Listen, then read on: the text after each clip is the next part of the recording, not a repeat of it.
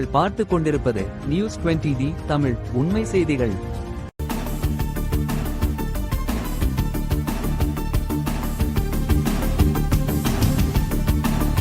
வட்டார வளர்ச்சி அலுவலகத்தில் மனு கொடுக்கும் போராட்டத்தால் பரபரப்பு.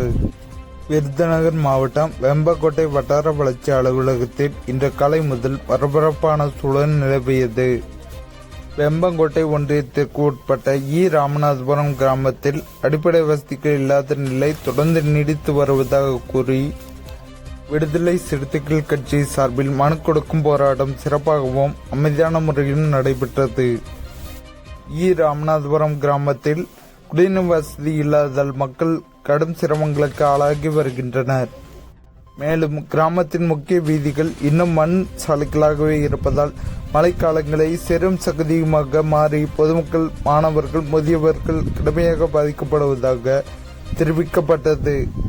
அதேபோல் ஸ்டெர்லைட் மின்விளக்கு வசதி இல்லாததால் இரவு நேரங்களில் பாதுகாப்பு இல்லாத சூழல் உருவாகி வருகிறது எனவும் போராட்டத்தில் சுட்டிக்காட்டப்பட்டது.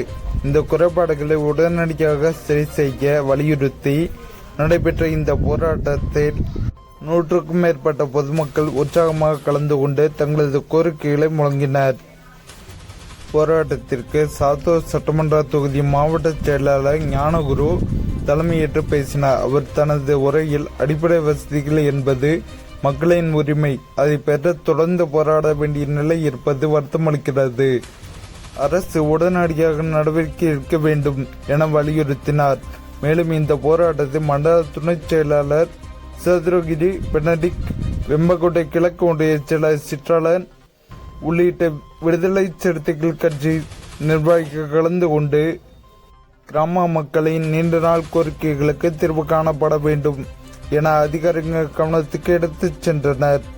போராட்டத்தின் முடிவில் ராமநாதபுரம் கிராமத்தில் குடிநீர் திட்டம் உடனடியாக செயல்படுத்த வேண்டும், சிமெண்ட் சாலைகள் அமைக்க வேண்டும், ஸ்டெர்லைட் மின்விளக்கு பொருத்த வேண்டும் என்ற கோரிக்கைகள் அடங்கிய மனு வட்டார வளர்ச்சி அலுவலக அதிகாரிகளிடம் வழங்கப்பட்டது.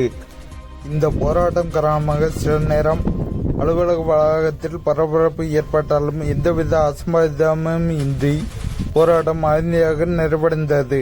இந்த நிகழ்வு கிராமங்களில் நிலவும் அடிப்படை வசதி குறைபாடுகளை மீண்டும் ஒரு முறை வெளிச்சத்திற்கு கொண்டு வந்ததாக பொதுமக்கள் கருத்து தெரிவித்தனர்.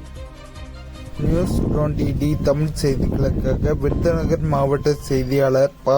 அழகர்சாமி. உண்மை செய்திகளை உடனுக்குடன் தெரிந்து கொள்ள நியூஸ் 20D தமிழ் சேனலை சப்ஸ்கிரைப் செய்யவும்.